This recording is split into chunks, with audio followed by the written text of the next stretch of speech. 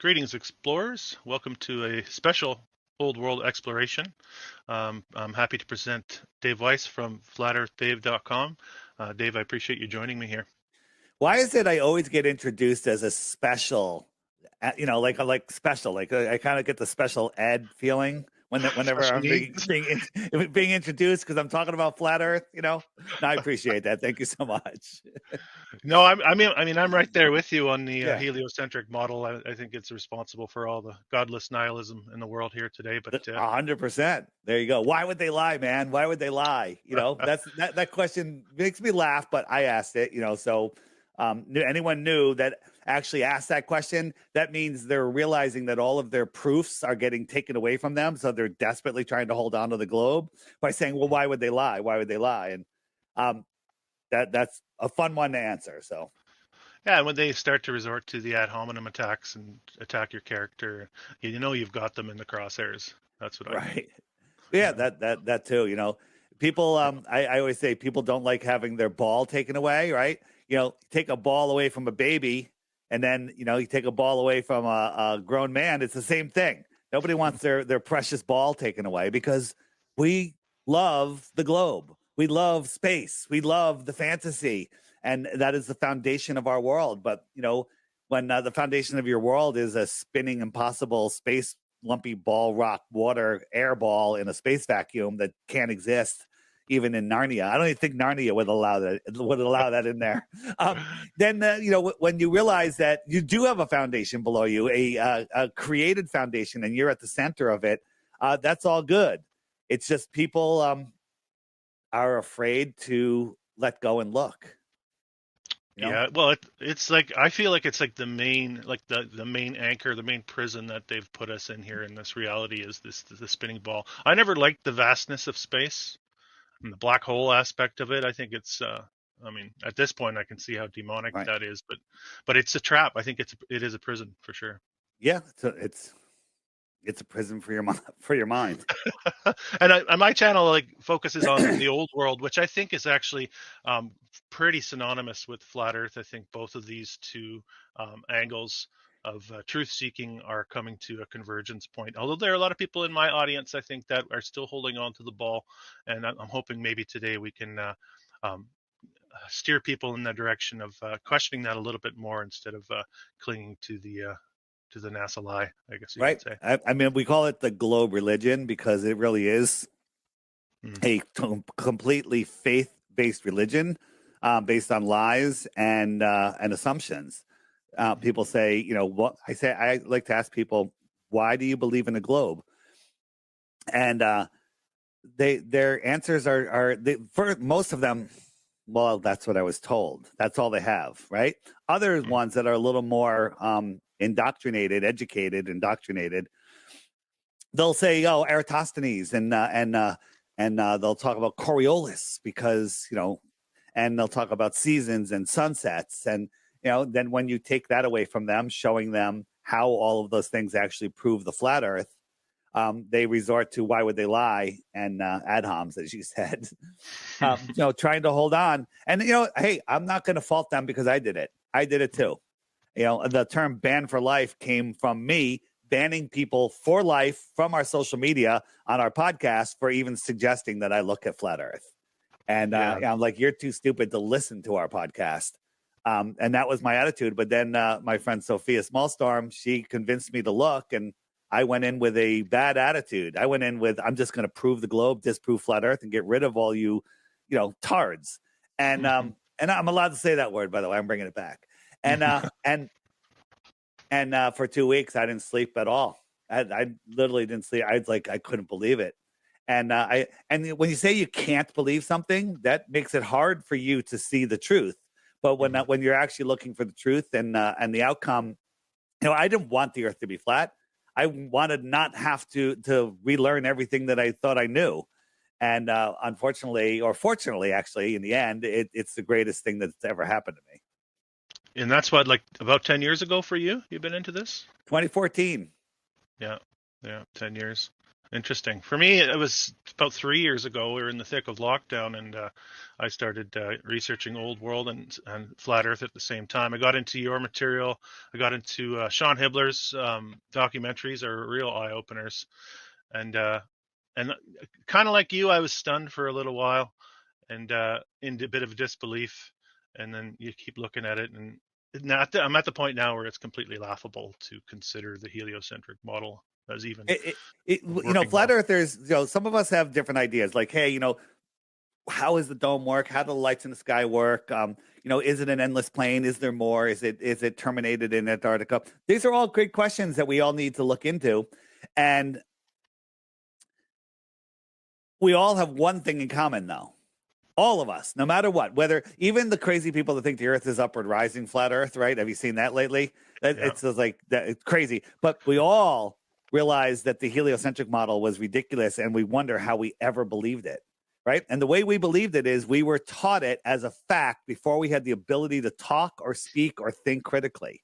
We were Hmm. taught it as before we could, before the first TV shows we watched, Sesame Street, space. It's all, they got astronauts on there, and Disney, astronauts, everything, globes Hmm. everywhere. So when the foundation of your world beliefs, come together, that sets how you see the world, right? You talk about, Sean, this is old world order. I love starting people on that. I have that. It's on my website, link there. It's also in Yeah. my app. Yeah. But just for an example of how your perception of the world is how your perception of the world. I'm going something here. How did that happen?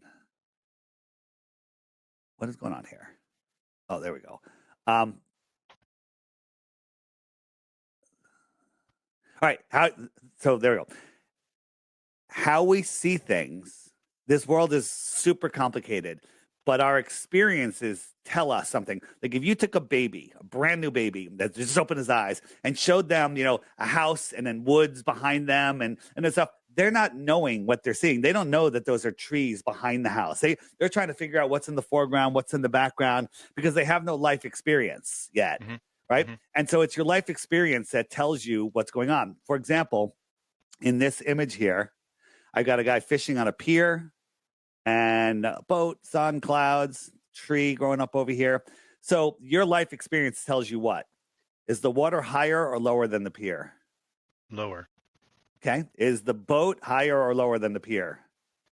Lower.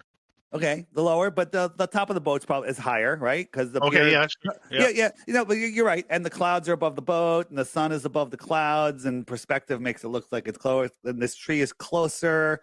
This guy is on the pier because if the water was higher, it would be over the pier. Where's Hmm. the 50-story skyscraper? Hmm. Where is the 50-story skyscraper in this image? Down below the curve, way back behind the horizon. Nope, it's right there. Ah. We're actually looking straight up. Huh. Okay. And so your experience tells you that pier is level with the water, but it's Mm-hmm. just an optical. It's just the way we see things. And now your life experience is, oh, I'm in New York City. I'm lying down on the road looking up at the sun, and it's probably 12 noon, Yeah. right? Yeah. So we're gonna go into a little sunset proof here. So let me ask you a question. The sun moves to like 1 o'clock. Is it below the horizon or is it just beyond the building? Well, they're That's easy. Come on. You just saw it move over. Is it below the horizon or is beyond it the beyond the building. building? Beyond It's the beyond the building. building. Simple, simple, Yeah. simple. All Yeah. right. So the question is, how could you see it again? Right. And the answer is if you went backwards, you Mm-hmm. probably get Step a better backwards. angle and be able to see over the building. Yep. So here is a perspective grid, which they don't teach us in school anymore about. And this guy's eye line is right here.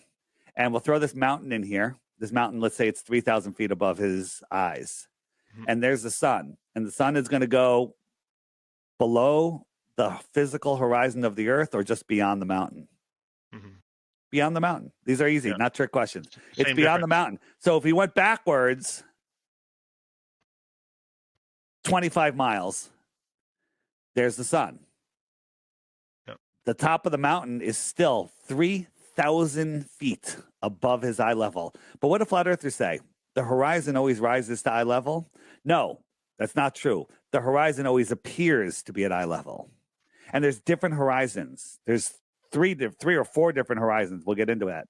So this horizon is 3,000 feet above his eye level, flat or globe.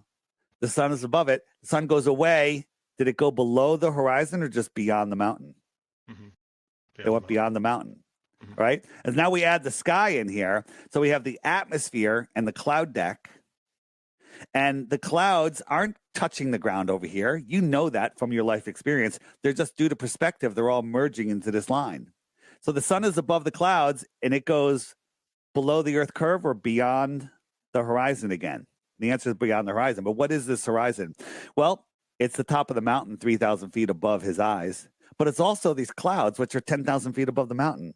So that horizon that appears to be at eye level is a minimum of 13,000 feet above his eye level. And anything above that, anything celestial, will go beyond the horizon. Just like if you're sitting in your yard and you have a 5-foot wood picket fence and your neighbor comes over and he's talking to you, standing at the edge of the fence, and he's like, oh, blah, blah, blah, blah. And you can see him from the shoulders up, right? You're sitting down in your yard and he walks away. He's going to disappear, right? Here's his head over the fence. He's going to walk away and his head's going to set from the bottom up. Now, if that fence was mountains and clouds and atmospheric deck of opacity, all crunched to be in your eye level in the far distance, anything above it is going to disappear just like his head. That's how the sun sets. Now, the globers that will follow me here and go into every one of your comments, they'll go, flat earthers will never address the sunset. I just did. I just did. Okay? And it's not a conspiracy theory. This is a fact. Globe or flat, it's the same. Okay? Yeah. It's not going behind a physical curve. And the globers even say that you can never see the physical curve. It's always a refracted curve. Crazy. It's crazy. It's the mental gymnastics are just incredible what they have to do. So that's what I was just going to say. It's mental gymnastics. Yeah. You know what? One of my favorite proofs is the way the Earth moves through the several different ways the Earth moves through the universe. If you want to get into that and explain how silly that is, I would love to hear it. Yeah, so we were taught the circling solar system. We go around the sun, but they don't teach us that the sun is also moving. So the Earth is spinning at the equator at 1,000 miles per hour. It's orbiting the sun at 66,600 miles an hour. And guess what? I don't care who you are.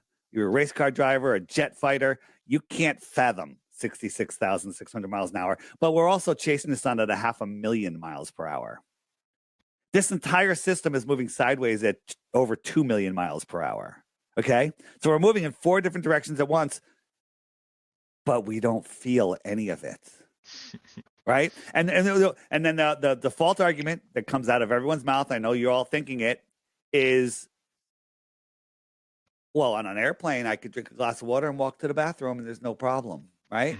I said, oh, you want to compare an airplane to just the slowest motion of the Earth, which is the spin? First, you got to double the speed of the airplane. Then you got to take off the outer shell of the airplane because there's no outer shell over the Earth, the globe Earth. And then you have to nosedive at 1 mile per minute just to follow the curve at that speed. Okay? And let me know how your water's doing. And you probably won't need to walk to the bathroom because you've already gone. Right? So just so people can understand what these speeds are, this is the hypersonic sled track, right? You can look this up and hear it with sound. There's no sound on this. Watch, it's going to go by at Mach 8.6. Ready? Oh, didn't even say it. Okay. Mach 8.6. 8.6 times the speed of sound. So you have to believe that the Earth is a lumpy rock surrounded by smooth curved water that no one's ever been able to measure the curve. Surrounded by high pressure air with no container. No one's ever been able to demonstrate air pressure without a container, adjacent to a void, a vacuum of no pressure, right? Yeah. But we go out into nature and we see this. Oh, I didn't give you the speeds. The Earth is orbiting the sun 10 times faster than that rocket sled and it's chasing the sun 100 times faster. You can't fathom that speed, let alone double that speed, let alone 10 times or 100 times that speed. You can't fathom it. Our brains are not capable of fathoming that speed. Mm-hmm. But you have to believe that this lumpy rock of water is going, and we have lakes that look like this. Yeah. I challenge anybody to, on any type of moving apparatus, get a dinner plate, fill it with water, and move it anywhere in any direction and not have that water move. Right? Yeah. Exactly. Impossible. Right? You know what? For me, Dave, that the third motion, the fact that we're corkscrewing, should be real obvious to people when you think of the perspective and what we see in the heavens as far as the stars. That one should be a deal breaker on the heliocentric model. I mean, the first two motions, some people can say, well, we're spinning, and then we're spinning around the sun. But the third one, most people don't know about. They don't know we're chasing the sun. Yeah, they don't know that. Yeah, we're chasing it at 500,000 miles an hour, and we never return to where we were before. That's key. Okay? Yeah. Never return to where we were before. So you know what parallax is? You do, but parallax is when you're driving down the road, the trees next to you are going by fast, and the trees in the distance or objects in the distance are going by slow. So as you move, so these two things are lined up, but as we move, parallax makes you see them. They change positions, right? Yeah. The one closer to the camera is moving faster. So these change position, right? Mm-hmm. Never once in all of history, with all of the motions of the stars, right? We're going 4.5 billion miles a year, never to return to where we were before. They say 80% of the stars in the galaxy are binary, which means they're orbiting each other as they're going around, right? And some of them are trinary, 3 stars, right? But in all of history, no 2 stars have ever crossed paths. Dave, what is the best proof that the globe isn't real and flat Earth is real? And I say every single one of them, if you use your critical sense. Every single one of them. That one right there, the fact that the stars never change, teaches you that they're fixed. We sent the balloon up in Arizona with high-def cameras looking up at night, and we could see the incredible Milky Way. It was a beautiful night.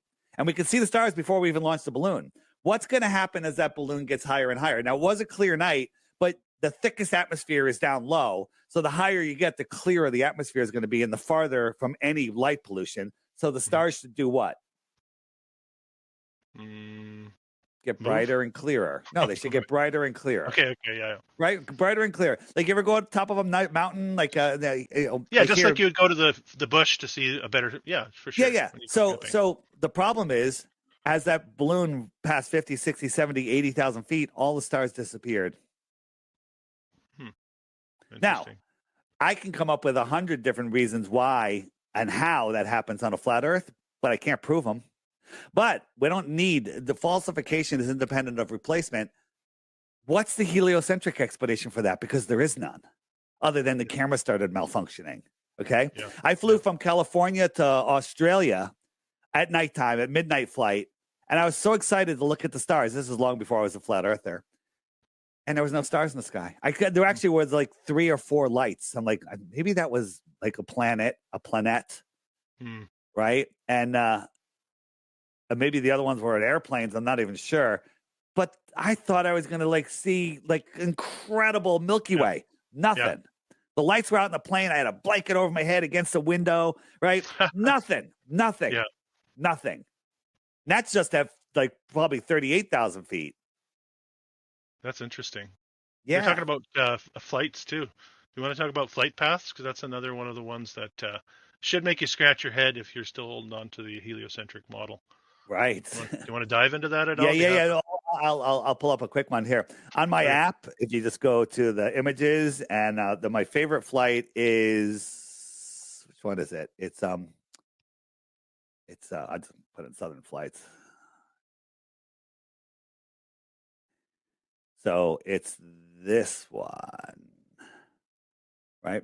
So here's a flight, fastest route on a globe from New Zealand, which is over here, to Argentina. Here's the tip of South America, right? The fastest, according to, the Great Circle route, you'd go this way. I don't know why you wouldn't go straight across, but whatever. This is the shortest route, okay? This is the actual route. It goes from here all the way up across the equator to San Francisco, to Texas, and then back down to Argentina, right? Wow. On a flat Earth, boom, San Francisco, Texas, Argentina. What's the shortest distance between 2 points? Straight line. Flight after flight after flight after flight, this. And then emergency landings, amazing. Where the flight lands where it shouldn't have been able to get there. You know, the plane's got to land because someone's having a baby, someone's having a heart attack, whatever. And all of a sudden they have to land, and they land way out of their way. Is this one? Oh yeah, this is my favorite one. So Hong Kong to the UK, but they stopped in Germany. 12-hour flight. 4 hours into the flight, a mother died suddenly. Weird, right? We won't talk about that. Won't talk about that. But she's with her little kids, her husband, whole family's traveling together. She's dead. Plane's full. Dead in her seat. They kept her there for 8 hours. They didn't land in the numerous airports along this flight route. When they finally landed in Germany, I'm like, why don't you just go the extra hour and get to friggin' the UK so that at least they can get home? But they didn't. They didn't land. Why? 2 reasons. Because they were over Russia. And 2 things would happen. One, Russia would go, oh my God, let us help you. And that could spark world peace. But the other thing is, people like me would say, why were you over Russia? We'd have proof that they were over Russia. And then we'd show them, it would cost. So they didn't. They flew for 8 hours. Those poor kids. Imagine sitting next to your mother for 8 hours, let alone dead. Okay. Sorry, Mom. Just making a joke. It's just a mom joke. Okay. Yeah. Right. Yeah, there are a lot of pilots too. A lot of videos came out in social media over the last couple of years throughout lockdown about pilots tipping people off that it is flat and we are not. Oh, there's a lot, and I speak with some Delta pilots, some Qantas pilots, and other airlines. They're all about it, and they're flat smacking their co-pilots whenever they can. And it's fascinating, but there are a lot of pilots are just NPCs, bus drivers, and doing their job. Well, they had a rough go with the pokey pokes too, right? The pilots. Oh yeah, they did. Well, the ones I'm talking to, they're unpoked. They did it right. There seems to be a correlation there with people who went along and people who didn't, and people who are open to this. Yeah, and now it's all coming around, and Thank God we've got the father of the vaccines as the president now. Okay. All right. And he's picking some winners, Dr. Oz, and, come on. I don't want to get into that. At least I can hope. So my last flight I was on, I'm sitting there coming back from Mexico, and actually on the way to Mexico. And the pilot said, we're about 20 minutes. We'll be descending. We're about 500 miles, whatever, from our destination. So I did the calculation, whatever the number was, and the calculation was he's going to start descending at about 125 miles from the airport. Okay. And so when they start descending, the pilot has to decide, has to do a calculation. How many feet per minute do I need to drop to get to the airport? Makes sense, right? Yeah. If you're 100 miles out and you're just for easy numbers for you, 100 feet in the air, you'd have to drop a foot per minute, right? A foot per 100 miles, right? Yeah. Foot per minute. Is that right? No, there's 60 in there. Yeah. It's the 666 time system is what gets us, right? If you're at 6,000 feet, and you have to calculate your drop. Yes. Okay, you have to calculate your drop, and so that is a flat Earth calculation. If they don't count in curvature, if the Earth is curved, it'd be 2 miles too high. In 125 miles, there's 2 miles of drop. So how do they do that? And people are like, well, the plane's constantly adjusting. How does the plane stay level? Plane has a gyro, and that gyro spins up, and gyros hold rigidity in space. That means no matter how you turn the plane, if this is the plane, no matter how you turn the plane, the gyro will stay level. The gyro will stay oriented to where it was. So as you're flying around the ball, the gyro is going to fly around, be always level to your starting point. It's not going to go like this. Yeah. The plane wouldn't know what attitude it's at. And gyros hold rigidity in space. Gyros prove flat Earth. Gyros don't work on a globe. They One do of my work on a problems, globe, but you'd all be dead. yeah, one of the problems I have too is we have to make the assumption that the atmosphere is moving with the spinning ball if we want to accept that planes don't have to adjust for the spin of the Earth. You know Right. what I mean? Which is Yes. absolutely absurd. So we have to assume that the air around us is moving even faster because it's further out, according to the heliocentric model.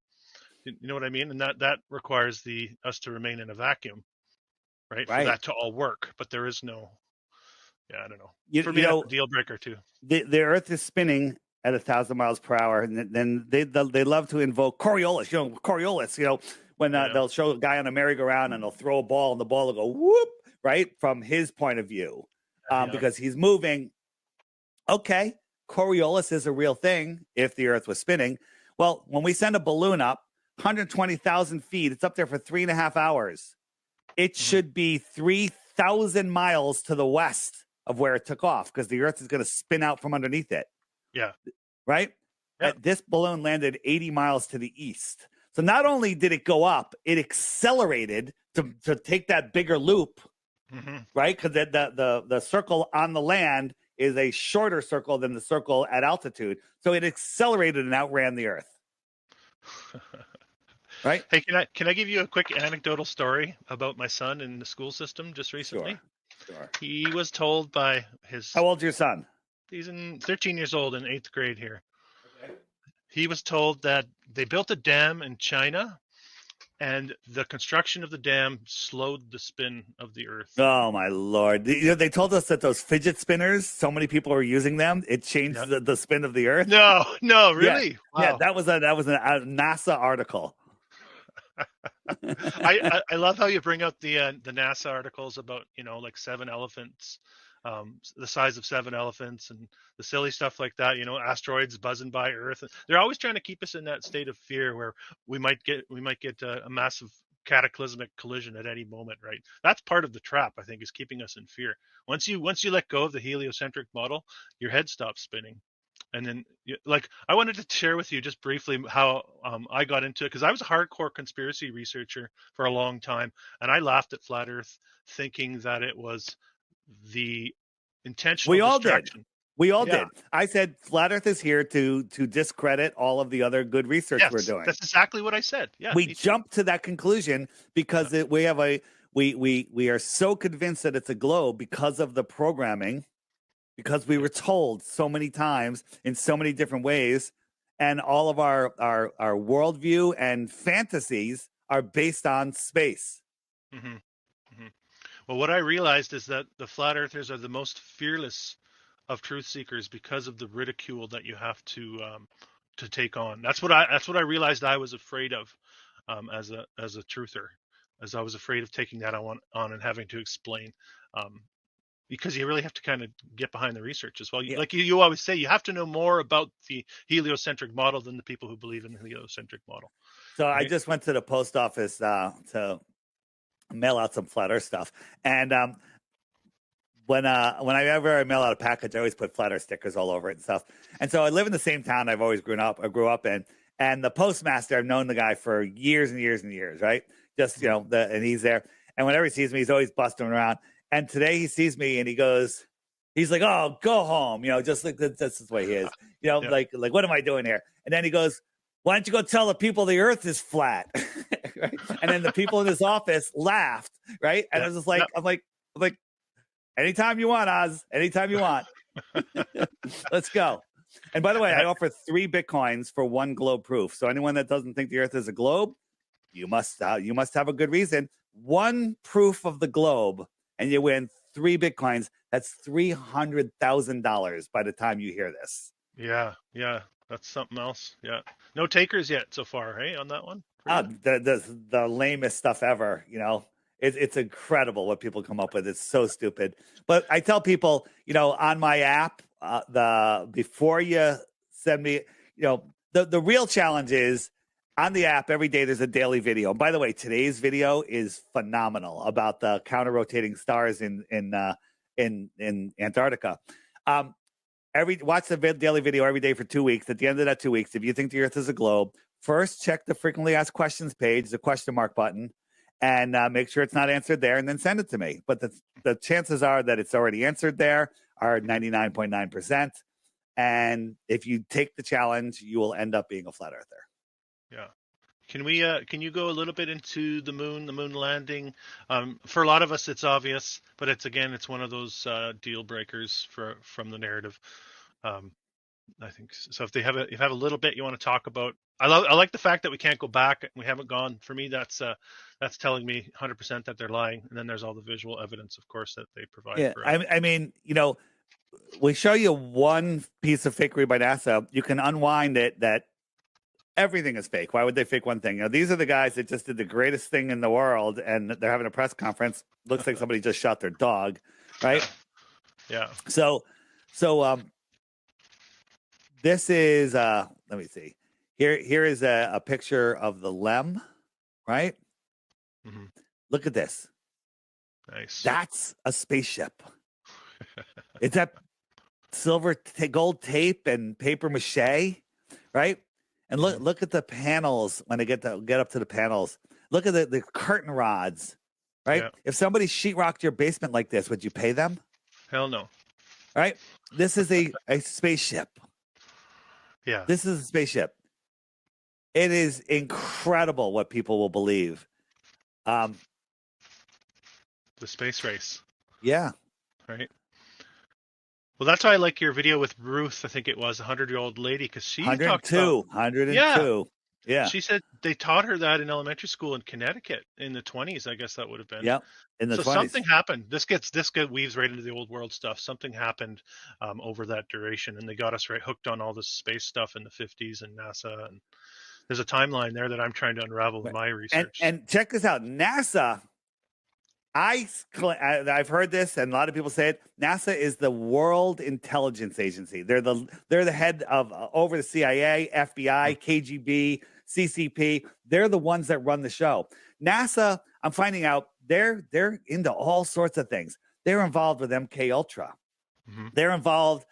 They own the rights to the inside of the Egyptian pyramids.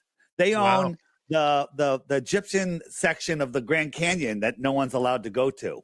Right? Yeah. The bottom of the Grand Canyon, there's all NASA Egyptian... owns that. Wow, that's NASA owns that. NASA owns all of the helium companies in the world. Mm-hmm. Weird. Why are they using helium? And now, because we've been exposing their helium rockets, there was an article recently, last year. Where did I have that? That they talked about using helium to lift their rockets to get them up high before they expend a lot of fuel. They're admitting it now? They're saying that they can use helium to help launches. Where did I have that? Their link with Disney is really suspect as well. Oh, yeah, they're linked with Disney. It's incredible. Right. I have it somewhere. And, of course, Werner von Braun's gravestone says Psalms 19:1, the heavens declare the glory of God and the firmament show us his handiwork. Right, the Nazi that took over. Rocket. Took over the rocket. The Nazi rocket scientist that started NASA. Right. Well, I think a lot of it gets into the cover up of the old air travel as well. And you talked about helium, and I'm sure there's a lot more to that story as well. Yeah, how they took everything over. Their logo alone kind of says it all. The forked tongue. Yeah. Yep. And it's funny how people have this. They cling to NASA like they have an emotional attachment, just like they do with Disney. There's a strange aspect. People will wear the T-shirts and almost like flag waving for the globe and for the NASA lies. You see that as well in society. Oh, here it is. Oops, that's not what I wanted to show. But I actually do want to show that in a second. What is that? I'll show you what that is in a second. So in some innovative rocket launching systems, helium-filled vessels are used to lift rockets into upper atmosphere before establishing forward flight at high speeds, showcasing helium as a role in novel launch technologies. Damage control. After the fact. Yeah. Right. Hey, everybody, a quick message that I'd like to share with all of you. Our lives are filled with toxins in our air, food, and even in the information we're taught. Avoiding them all is impossible, but helping your body detox doesn't have to be complicated. That's where Masterpiece comes in. Just 5 drops under your tongue twice a day, and that's it. Super easy, super simple, and it doesn't even taste bad. I've tried countless supplements, and while generally I'm pretty healthy, I didn't really feel much of an effect. But with Masterpiece, it delivered noticeable benefits. Check out the podcast I did with Terry from Masterpiece, linked below this video, or you can find links directly to Masterpiece on my website, flatearthdave.com, or in the shopping section on the app. The key to health is to detoxify. Now back to the show. So this is the space shuttle, has the external tank, right? That tank, right? This thing empty is made of steel. It weighs 10 tons empty, all right? And it falls back to Earth. And the story is it falls so fast that it deatomizes. Oh. Right? Have you ever seen anything deatomize? Like we believe that I don't know what that means. It means it burns up and it burns up before it hits the ground. Yes. Okay? Well, crap. Right? So, but here's the thing. Is this falling? Who's filming this? It's floating. You know who's filming this? Mm-hmm. Who? The people on the shuttle that are going 25,000 miles an hour in the opposite direction. Okay. How could they film it for a fraction of a second, let alone all of this time? They're filming it out the window as they're going up into space. It's just NASA technology. They have technology. Right? NASA has all sorts of crazy magic. This thing is free falling. Yeah. Okay? This thing is free falling. Are you kidding me? Free flying, looks like. Right? To me. And then let me show you another thing if I can find it. Here it is. So here, watch. This is he'll show you that he's filming out the window. Look, the curve of the Earth. Yeah. That thing is free falling. You know, you can't hear the sound. That thing is free falling at a speed that you can't even comprehend. And they're going up at another speed you can't comprehend. But now watch. Here's Felix Baumgartner, the spaceball jump. Watch him. That's free falling. He's gone. Yeah. He's gone. They're filming this while they're if they were in a helicopter, they couldn't film it. If he was free falling himself, he couldn't film it because this thing's way heavier. But they're going up in the opposite direction, right? Yeah. So watch what happens though. There's we found a cloaked aircraft that went by. Ready? 3, 2, 1. There it is. See it? No. Watch again. 10% speed. Right here. Oh yeah. Yeah. So what is that? It kind of looks like a quadcopter of some sort with some sort of cloaking technology, right? Go a little farther. I turned it sideways. Yeah. Does that some sort of blimp recovery vehicle? Change the contrast. Interesting. Oh yeah. There you go. They're faking space. Get over it, people. On the app, there's one of my favorite sections on the app, because all of these videos are being hidden from you. If you hit the web button, by the way, if you long press any button, it tells you what it does. So people are like, what do these buttons do? Just long press it and you'll learn. But the more resources page, and you go down to rockets are balloons, balloon rockets, faking space blimps. Bring your tissues if you love space, because it's gone. It's gone if you watch those videos. Say goodbye. Yeah. Yeah. Do you can you talk a little bit about light, how light travels over long distances, and how basically we shouldn't be able to see these things? No. Oh, the angular size thing. I don't even know if light travels. Light just might be there. That's a whole nother thing. No, but, I know, but their model, what they tell us, right? Sorry. Yeah, they tell us that it's so cool. The stars that we see are so far away, that the light's been traveling for billions of years, and that star could be burned out already. Cool story, bro. Right? But light, as it travels, expands. It doesn't intensify. It expands. So if a balloon, the rubber on a balloon was the light, as you blow it up, it gets thinner and thinner and thinner. And to the point where once you blow a balloon up to like 100 feet, it's gone, right? Mm-hmm. Right? Mm-hmm. It's just light light just spreads out as it's going. So it doesn't get brighter and brighter. So if the sun was a yoga ball and we're a small marble, right? That's the size comparison. And you put the sun if the sun, back up. If it's 12 noon and the sun was just a mile over your head, it would fill the entire sky. It would be like it's like you're on a marble and the yoga ball is a millimeter over the marble, right? So you look up, all you're going to see is the sun, all right? The sky, you would just see the sky like that. Then move it 93 million miles away, and it's reduced in size. Why did it reduce in size? Not a trick question. Very easy. Why did it reduce in size? Because it went farther away. Things get smaller.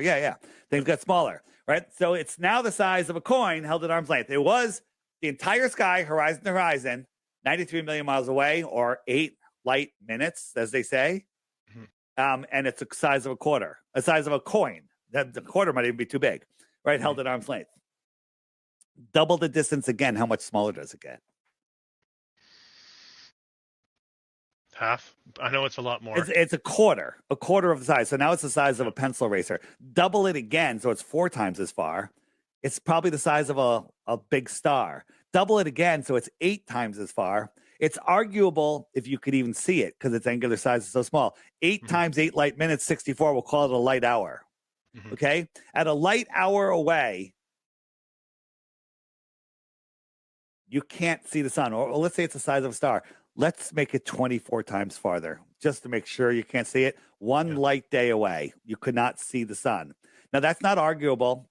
That is giving more than the benefit of the doubt to the globe. So at a light day away, it's magnitudes too far. So why does that matter? Well, they tell us Polaris, that we can see with our naked eye, is 46 times bigger than the sun. So if we put it 46 light days away, it would be magnitudes too small to see. Ignoring the brightness issue. Let's just pretend the brightness doesn't matter.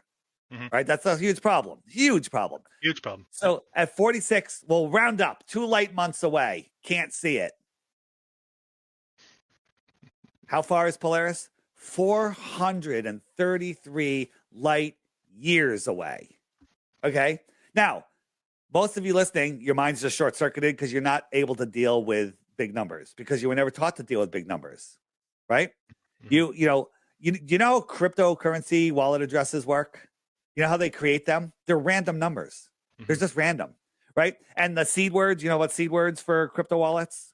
I've heard of it, There's 24 random words that you can recover your wallet from. Well, why can't I just get a supercomputer and start putting words together and see if I can find anyone's wallets? They estimate that if all the supercomputers in the world were working at the same time at full speed, it would take like 6 sextillion years, which is unfathomable, to find one working wallet. Wow. That's how big these numbers are. Okay. And now those are big numbers. We're talking trillions and trillions of miles. The closest star, 25 trillion miles away, 4.5 light years. How you've heard my stuff. How long is a trillion seconds? You know, I have heard it. I know it's a long time. It's 31,000 years. Okay, why am I talking about seconds? Because it's just giving you an idea. 31,000 years is 1 trillion seconds. The Earth is not even 1 trillion seconds old. Okay, not even close. Right, in my opinion. Right. Well, that's what I was just going to. They do that with time too. Yeah. Right? So if we had a ship that went 100,000 miles an hour, unfathomable. Okay, it would only take us 28,000 years to get to the closest star. Versus maybe those planets, pieces of the plane, are here, just thousands of miles away, instead of incomprehensible, impossible Narnia space distances. Yeah, we're getting to what I was really hoping to talk about, because with the old world stuff, we talk about how they falsified the timeline here, and what I think they're actually doing is hiding a cataclysm from us. And you had the Darwins and all those Royal Society clowns who came out in the 1800s and created this prison of the mind for us, and where we're actually trapped in there. Like you said, maybe these things are a lot closer to us than we've been told. So I wanted to talk a little bit about the shape, the actual potential shape, and the possibilities of extra land and those things. Yeah. So, and again, I always caveat that you don't need to speculate what's beyond 60 degrees south to determine the shape of the Earth or look up at the sky to determine it. You can do all of that right here, every day, everywhere, and everybody can verify it, right? Yep. So if this is the shoreline of our world, Antarctica, which is the highest land on Earth, if you look at all the continents, the average elevation, Antarctica is over double number 2. Over double. That's because it's the shoreline of our world pond. Mm-hmm. Okay? So that's the shoreline that holds our water in. Large bodies of water at rest need containment. So Antarctica could be bigger than all of the continents and oceans combined. You know, maybe the world is set up like this, right? You got South America, Africa, Australia, Antarctica, this ring. And out here is more land, extraterrestrials from the outer space, out there, out south, Mm-hmm. right? And so taking it one step farther, what if the world was like this? This is from The Navigator Who Crossed the Ice Wall. I highly recommend the book. We live here in this circle. There's Antarctica. There's an outer ring and another ring. And this is our local pond. And then these other ponds or pieces of the plane or planets are other worlds just thousands of miles away here on flat Earth. Mm-hmm. Right? That makes sense. That makes sense. Now, I'm not claiming that this is the case. Some people say this is it. God created our bubble. We're here. And that's all there is. I think there's more land. Right? Mm-hmm. Whether we live in just one pond or multiple ponds, this has a resonance of truth with me. I'm not claiming it's true, but it certainly could be. Can I show you quickly? Are you familiar with the Vibes of Cosmos work? Absolutely. The moon map right here. I got it right here. Yeah, you got it there. Yeah. Basically, we're just a portion of the reflection that we're seeing on the moon. I think that's pretty profound. You got it there, Harold. It's pretty interesting. And it definitely needs more investigation. You know, there's a couple, like, I don't quite see that, but then there's 1,000 other ones. I'm like, holy crap, that is just too coincidental. I'm not a coincidence theorist. I believe that there is something to it. I believe that this entire system we live in is a living system. When I say entire system, from the lights in the sky, which are sentient, I think they're angelic, to the clouds, to the rocks, to the water, to everything, including the moon, which controls women's cycles, right? I believe, my personal belief, and there's lots of evidence, lots of ancient beliefs about that the moon is responsible for delivering and removing souls in this soul system. We live in a soul system, but they converted it to a soul lure system, right? Souls, in my opinion, are the most important thing in existence, and they all want souls. That's why, Satan, the devil, comes after your soul, and evil people that literally have lost control of their souls. They all want souls. Souls are, we're in this system for souls, having an experience for the creator, or as part of the creator, however you want to look at it. So the heliocentric model could definitely be the soul trap. They're keeping us in the trap. Well, absolutely, that is the trap for 100% for sure. In my 100%, in my opinion, I got to say that because there's other people that don't agree. Well, it's tough because it sometimes comes across as a judgment, because there's an embarrassment as well. The people who refuse to look at it, I think in some level that they're embarrassed that they don't have the courage to step outside of that trap. Yeah. And we got the Prague clock, which is and there's a flat earth map in here, but they recently changed it to a globe map. Oh, really? Yeah. In Prague, if you want to change anything, like you want to change your fence, you got to go through 7 committees, right? You got to go through seven committees. Here's the clock, and they just changed it without telling anybody. So here's the old one. Here's the old one right there, right? Yeah. And then here's the new one. Very interesting. Fascinating, right?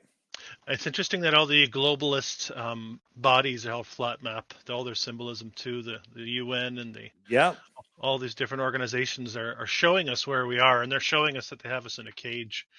It seems to be when I see those. Right. When we look at, we got the United Nations, we got the International Maritime Organization, we got the International Civil Aviation Organization, and the World Meteorological Organization. Interesting.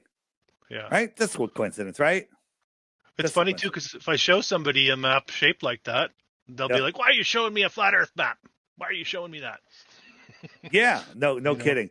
And now just you also have to be careful because there's lots of, the Globers are constantly putting out traps, tricks, trying to trick us, right? We don't do that to Globers. We just look at evidence, right? But there's a picture that's going around. It's a model flat Earth map with the outer lands, and they said this is hanging in the UN, and everyone's sending it around for years.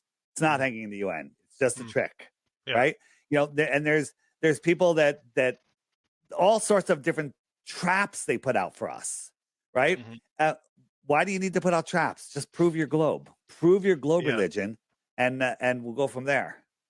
Stand behind what you believe. Definitely, that's all they can do is poke holes, try to poke holes, and try to elicit some sort of reaction too. It's like I said, it's the same argument I had throughout the whole pandemic with people that were going along with that story.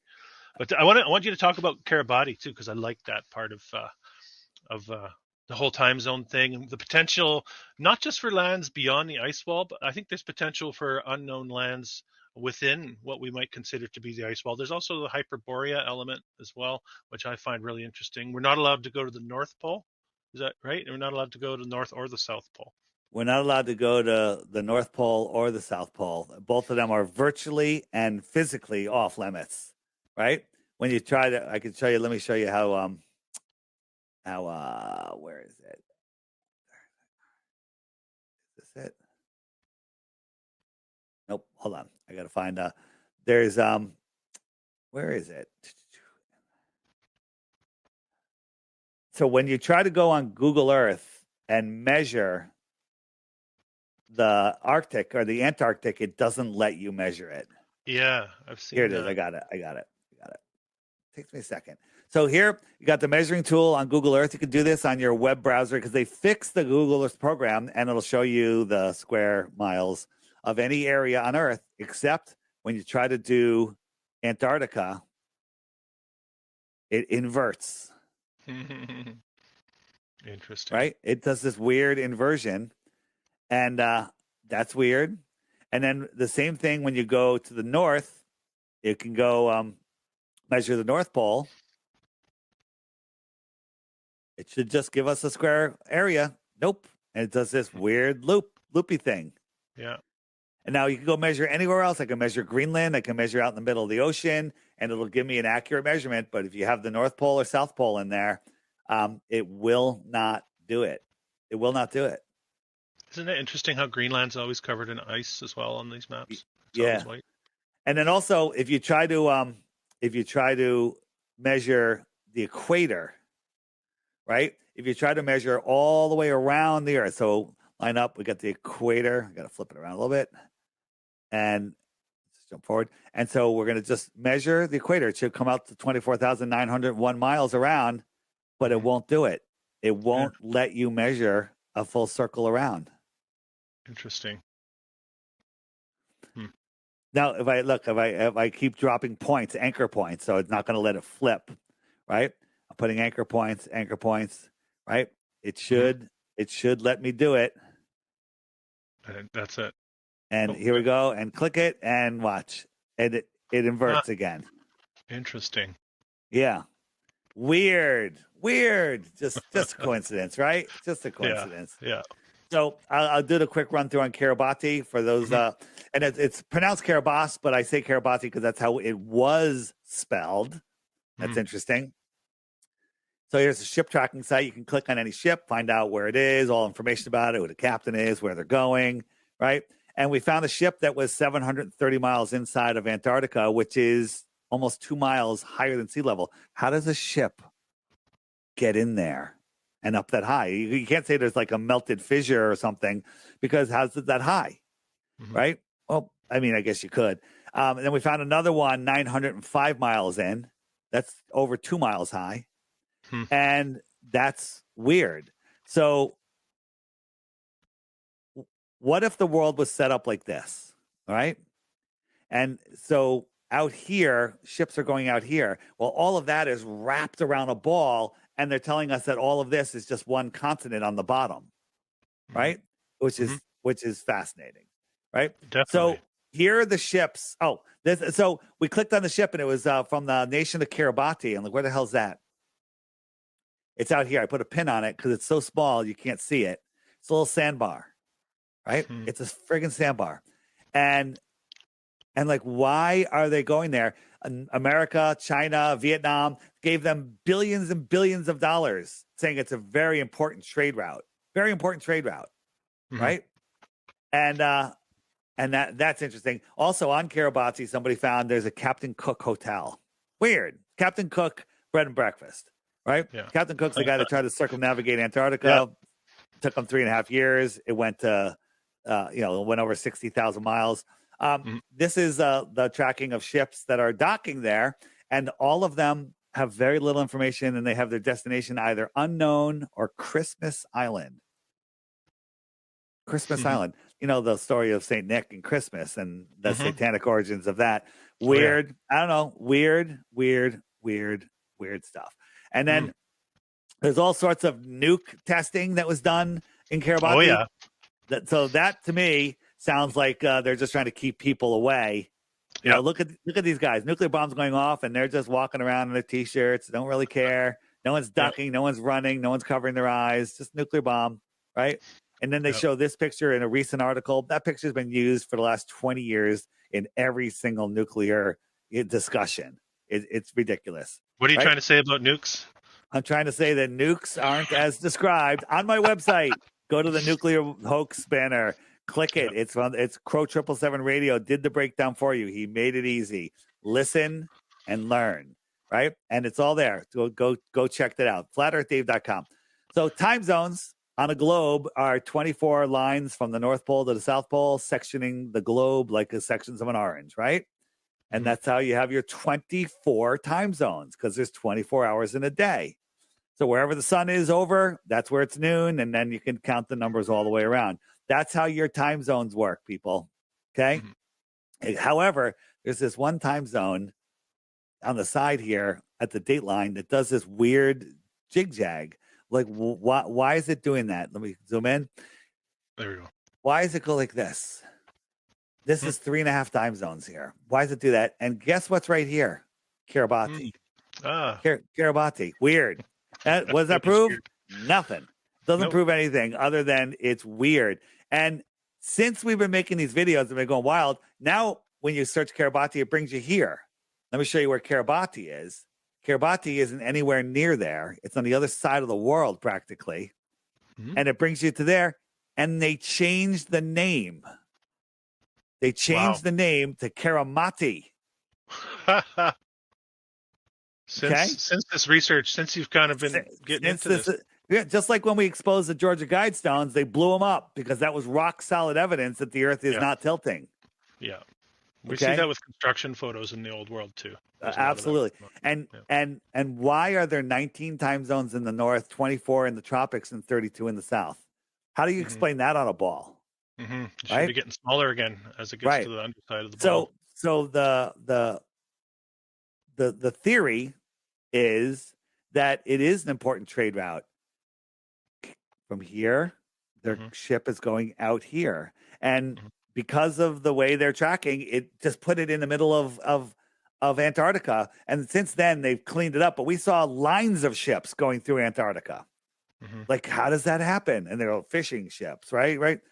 Yeah. What if they could be trading bluefish, tuna fish, children, technology, weapons? Who knows? Right? Maybe the real controllers of our world live out here. What if this was where the Antarctic base is off of South America? So you get here, you go out, and you dock right here, right? This is bigger than South America and North America combined, okay? So you pull up there, and they go, you're at Antarctica. How the heck are you going to know? How are you going to know anything? How are you going to know that the people at this base over here off of Australia aren't even on the same continent as you? How would you know? Unless, of course, you tried to say, hey, take me to the other base. And they're like, well, we can't do that, because of the penguins. Right?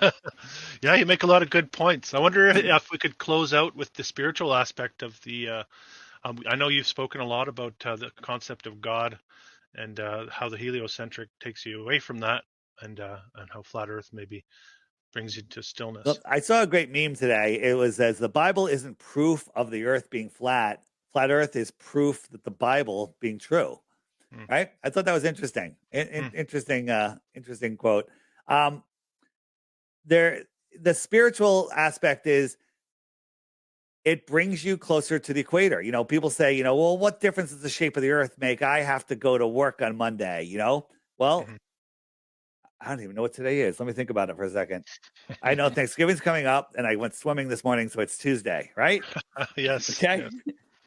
All right. So the the what difference does it make is it brings you closer to creation. So when people say, what has it done for my well-being? Well, first thing is I'm more at peace because when you see flat Earth, you break free of everything else, right? I'm not Mhm, afraid of nuclear bombs. I'm not afraid of asteroids. We're not running out of oil. We're not overpopulated. Global mhm, warming is a hoax, right? mhm, There's free energy. There's more to discover. We're at the center of creation. Governments don't rule over me. I don't stand under any of them. Taxes are optional. mhm, Okay. You know, mhm, you learn all of this stuff.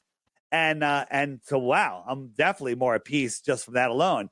Greater sense of freedom. I understand what this place is or what it mhm, isn't. We're not in a prison. So that expands my imagination bigger, right? Your thoughts create your reality. They don't want you to know that. So your imagination creates your reality.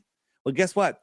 If you live on a ball, you can't even imagine past that ball because you live on a ball. It's a prison mhm. for your imagination. Yeah. And then the third thing is closer connection to the creator. I had no conscious connection to the creator before I discovered flat earth, but flat earth has forced me to understand. And it's not, I don't have faith in a creator. I know there's a creator. So Mhm, it's not even a faith thing anymore because it's unshakable. But in the mhm. heliocentric religion, it could be a big bang, you know, that Jesuit priest made up, or Yeah. God could have done it. You know, it could be either. So you have to have incredible faith to believe in that nonsense. But this place was created for us, and we're here in this soul system. Mhm. Um, you know, I I like think that. that's where we are.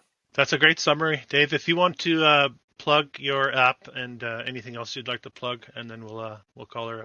Well, here's the thing. I don't want anyone to believe anything anyone says. I want you to verify everything. You know, God said, "Verify all things," and that is important to do. But it's difficult to do when Google doesn't play ball. Yeah. So I created an app. It's called the Flat Earth Sun, Moon, and Zodiac Clock app. You can find it at flatearthdave.com. It's on Android and Apple. For now, it'll be other places. Early next year, hopefully. And it's $3, and it bypasses all the algorithms. It gives you all the information you want. The frequently asked question page is worth it alone, in my opinion. Where's the edge? Where does the sun go? Why the lie? My favorite section. Um, Southern stars. There's all sorts of stuff. Rainbows. I just added a rainbow section down here. Amazing, Mhm. crazy stuff. And all of this stuff is being hidden from you. There's this more resources section. I remember we were talking about the balloon blimps. Yeah. A book section. If you go to let's go. I have an old world section. Where's the old world section? No, boom, old world. Yeah. Here's you got John Levy's book. You got a bunch of old world books here, and more Mhm. being added. And by the way, if anyone has any content that you think belongs on the app, just send it to me. I'll check Okay. it out and add it. And the library is getting bigger and bigger. Um, there's some cool stuff to buy, flat earth stuff or gifts for the holiday season. What better than getting your normie globy family member a flat earth gift, right? Yeah. Do you know about Shilajit?